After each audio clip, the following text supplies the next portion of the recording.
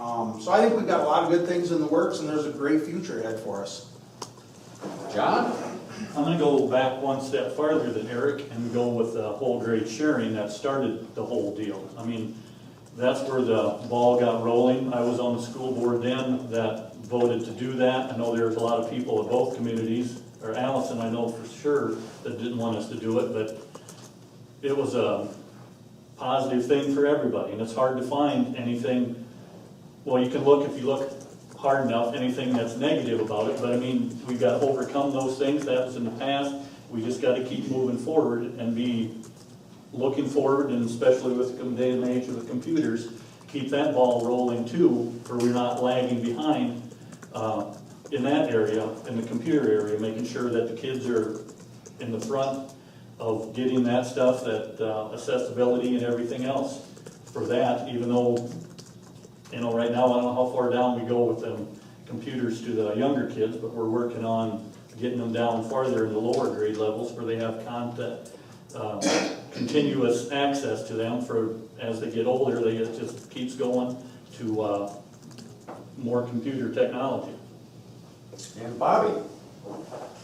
Well, I'm not on the school board, but one thing that I would like to see is the communities come together and work together so that our kids can get the best education possible. I would like the community and the parents' ideas to be valued and listened to. And I would like to just see everybody come together and work as one school district. Liz? The biggest thing that I would like to see is better communication with the communities, with the parents, with the teachers. We have done a lot of great things at North Butler, but we can definitely improve, and the way to do it is communication. We need to make sure that the public has a chance to be heard at the board meetings. Obviously, I can't implement that on my own, but I would like to see the new board definitely make public input a priority. Okay, thank you. Next question, we'll let John field first. What are you, as a board member, going to do to improve concerns that teachers may have with issues that may come up throughout the school year? Well, once again, that is not a day-to-day thing. That has to go through the principals and then the superintendent, and then it comes to the board. I mean, the board cannot be, you know, we're volunteers. We can't be in all everyday meeting, whatever, with the administration and stuff. Everything has its channels, so we got to make sure those channels are followed, not be jumping over the superintendent or over the principals and coming directly to the board when that ain't the way the things are handled. Okay, Bobby? I would like to see that the teachers' ideas and input is listened to more because they are the ones that work with our kids directly one-on-one. I think they know the kids a lot better, and I think they have some great ideas, and I think that those ideas need to be valued by the administration. Liz?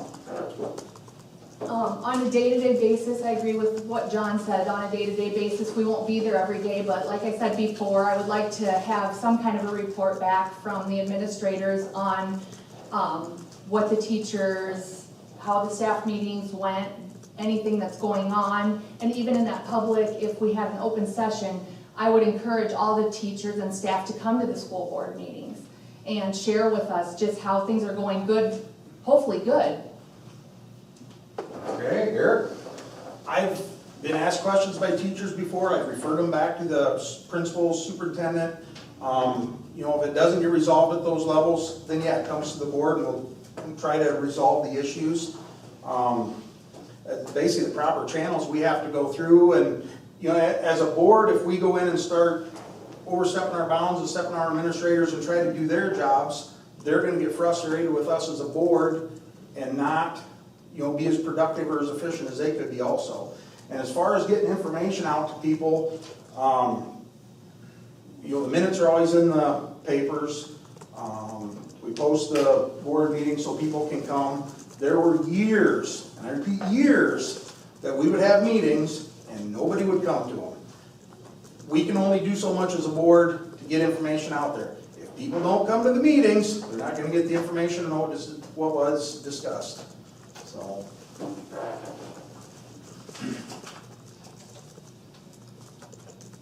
Oh, somebody just asked where Blake was. There's a couple of people that couldn't be here tonight. Blake Marshall was one of them. Also, writing candidate Bill Cordes couldn't be here tonight, and I don't know what the reasons were. They just couldn't be here tonight. So there's a couple of these questions here I'm going to have to kind of study a little bit to make sense of. So that's why I'm pushing some off. This is just a general question on the meeting. Who organized the meeting and how are the candidates involved in organizing this meeting? Okay, I'm gonna shoot that question at you. You didn't think you'd be on the hot spot tonight, did you? Our group that has been meeting since October decided that we needed to be able to meet the board, the candidates, find out what their thoughts are, and give them a chance to talk to us, rather than just go to the polls and vote blindly. And there are a lot of questions. They need to be presented to the board members, so we know their thinking. But we're the ones that organized this. Okay, were the candidates at all involved in the organization of this? Yeah, yes they were. Okay. Some of them were, and the rest were invited. Oh, okay. They were all invited. Who's we? You said our group. Could you clarify who? We have a citizen group in Green that has met. It's open to everybody, and we've been meeting since October. And when are your meetings? When are they? Whenever we call them. We have no set time. There is a Facebook page, right, Kay? There is a Facebook page. Yeah. And what What's is the that? name of that Facebook page for anybody? Following North Butler, I Yes. believe. Following North Butler. Okay? Thank you. Okay, I'm losing track here on who's next on the... Okay, we're down to Bobby, right? Because I think, John, you asked Yeah, I think so. answered the last question. Okay. Yeah. Okay. Well, now this one starts with Liz, so I'm going to save that one. Okay. Okay, this one goes to Bobby. How do we ensure our staff presents a positive attitude to our kids and community? How do we ensure that they do? How do we ensure that our staff presents a positive attitude to our kids and community? Well, it all, I guess, would start with your leader. If your leader is positive and an upbeat person and gives you positive feedback, I think that then people around you are more positive, and it just kind of trickles down. I hope that everybody that is in the education field around our children are always positive. Abraham Maslow said, if you do not practice what you teach, you are teaching something else. And I like that saying because we are all examples. No, go ahead. I was going to try and get Kay up here in between, so. That we are always an example, and I hope that we are always the best example, because we always have kids that are looking up to us. She did so good. I agree as well. You know, it starts with your positive leadership. It starts with even before school get-together, 5 minutes before, calling everybody in, just saying, you know, hey, today's the first day, or even, I know they have, I don't know what you would call it, an in-service or whatever before you start school. Just talk about all the great things we're going to do this year, what our changes are, what different programs there are going to be this year, get everybody pumped up about the positive things.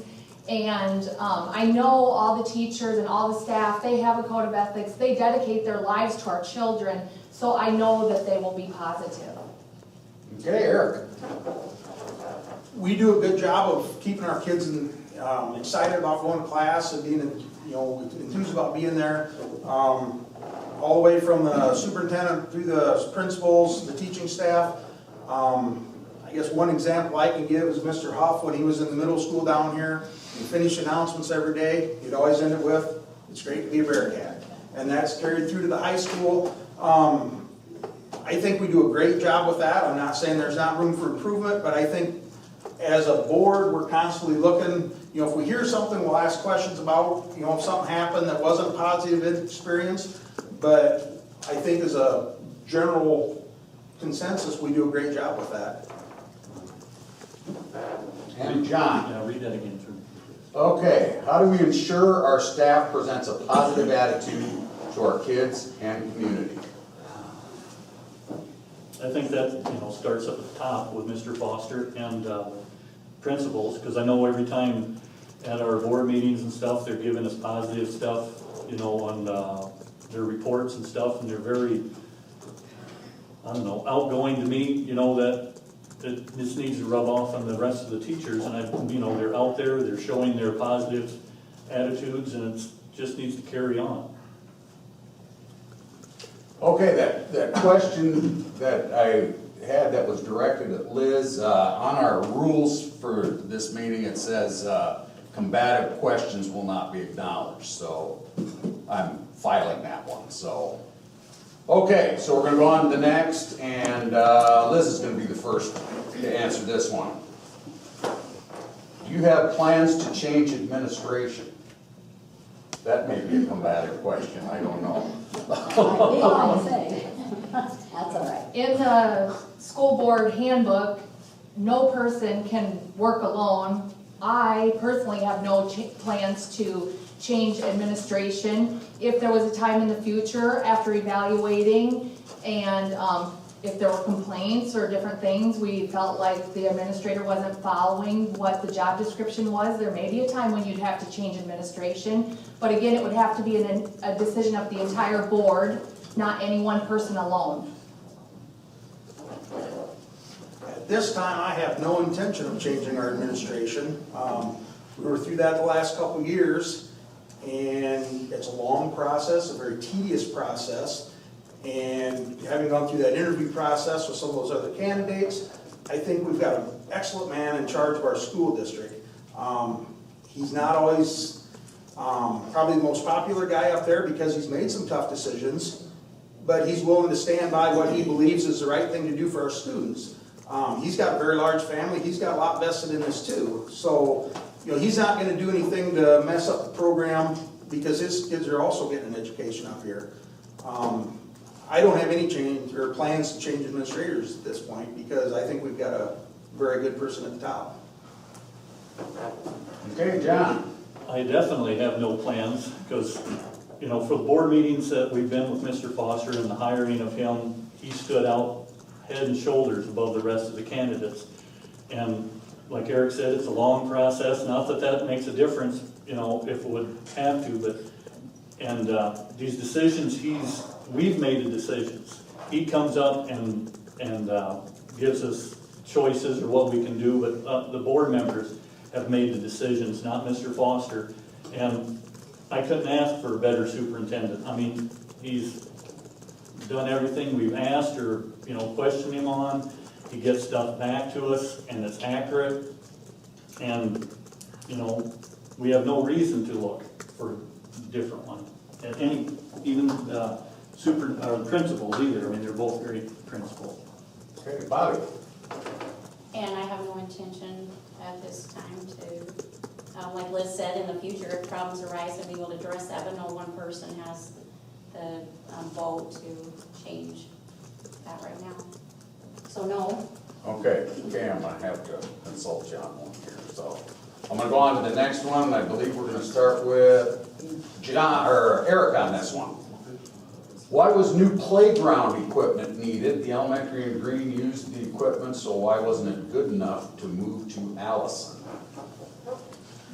I believe the state has changed some of the standards, and the playground equipment we have bought for the Allison is more for the special needs students, and the playground equipment at Green didn't meet the needs of those specific students, so that's why we had to update it. And also to add to that, it has to be fenced in.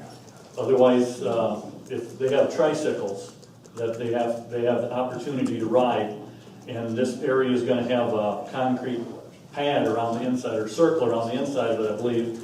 If they didn't have that, they would have to have, the kids would have to go like to the tennis court, and that would mean more teachers, or another teacher would have to go over there. And there's so many teachers have to watch so many kids, so that puts more teachers in the recess area or whatever watching when they could be doing their prep work or whatever, and having it in a fenced-in area that it's shaded, and it's, I believe it has the rubber chips or whatever underneath, the safety factor. Safety factor. I mean, it's mandated by the state what we have to do. You know, the stuff over from Green, I'm not sure what that equipment was, but You know, I don't think that meant the standards or whatever the state was dictating for us to have to do. Bobby? I don't know why the board decided that, but I would have liked to see that a grant was written to try and get some money to help offset the cost of the playground equipment before the board decided just to buy all new equipment. I also agree, I don't know if the state regulations actually changed as far as the playground equipment not meeting the regulations, but even if it didn't for those specific children, I would still like to see that equipment moved. It's not very old and it's in very good condition.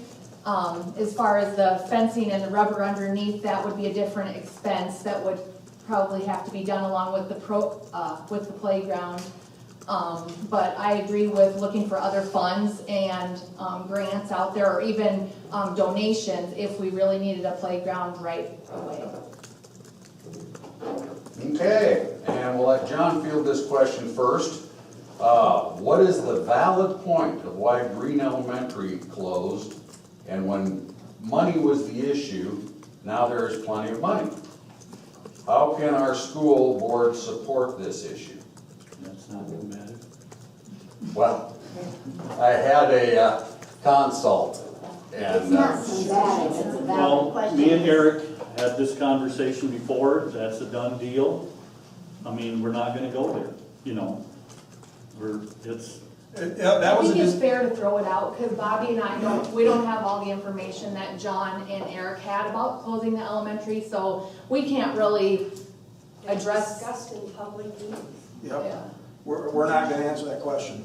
So, excuse me, the board has made those decisions. You've elected us to represent you. We're not always gonna make the popular decision, but we're gonna make the right decision because we've gotta look at the facts that we're presented with. The fact is, we're gonna make a better use of our teaching staff. We're gonna make a better use of our administrators, our principals, by having them in one building each. Okay, and we've got a couple bubble classes, so we're gonna be able to break those kids up and get them so we can have a decent, small enough class sizes, keep good numbers in there with our teachers, and give them good education. These are all things we've been through in the past. I don't feel it needs to be addressed again. We're gonna move on. So, next question. okay. Okay, I guess Bobby is gonna, well, since, I'll go. okay, we'll let John go with this one. What would be your plan to gain more full-time and substitute bus drivers? I guess I don't know. Once again, that's not really the school board's decision to make. That's superintendent that, to me, comes underneath the day-to-day. He brings information to us, concerns, or, I can't think of that would be, I guess, his job, to address that and bring it to our attention, and whatever we need to do after he gives us our information. Okay?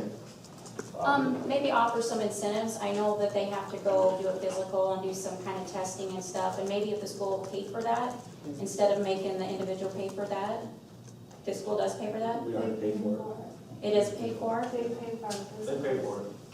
100% is paid for, the classes, everything, so there doesn't cost them any money? Correct. Okay, well, I'm not sure. But it was something that I would definitely look into, do some research, and maybe talk to some bus drivers, maybe some of the people that are part-time associates, maybe they would like to fill in as bus drivers to earn a little extra money. My answer, I've driven for this will be my 21st year. Are we allowing an answer from them? Well, it's pretty much been the federal government that's made it so hard to get in because the way they're drug tested. What about- Nobody wants to do it. What about parents though? I wouldn't dare drive one of those big things around, but like maybe other parents that have kids that are involved in sports activities, they would be willing to get their license so they could drive to the activities, or the coaches that you have that are already going anyways, could the coaches get their license and drive? Yeah, they can. Since they're gonna be We there. can't force them to, though. But anyone that drives gonna be put in a pool to be ran and drug tested, and you have to go within 30 minutes of the time you're called. You have to be at the site to have your collection site.